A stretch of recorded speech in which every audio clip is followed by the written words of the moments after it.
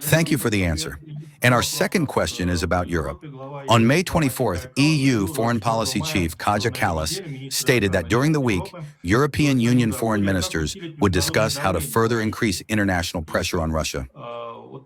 How does the Russian Foreign Ministry assess this statement in Europe's attempts to increase pressure on Russia?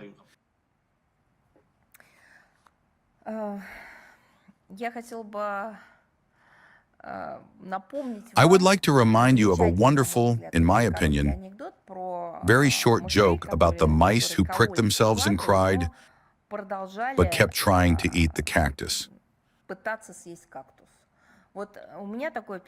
I have the impression that this is exactly what this story is about the endless packages of sanctions, about gathering what remains of their strength, both physical and intellectual, in order to realize some manic idea of inflicting a strategic defeat on Russia as they came up with it over there. Seriously speaking, in terms of commentary, I think this is no longer worth paying attention to. Everything about it is perfectly clear. It is a mania phobia.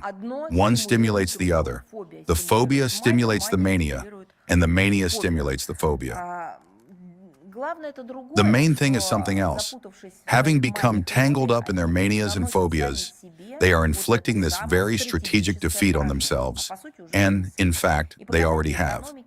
The economic indicators of the European Union countries should have hinted at something to Kallas. The number of companies and business structures that have relocated outside of Europe, the deplorable state of the flagships of European business, and many other indicators should have signaled to them somehow that it is time to wrap this up.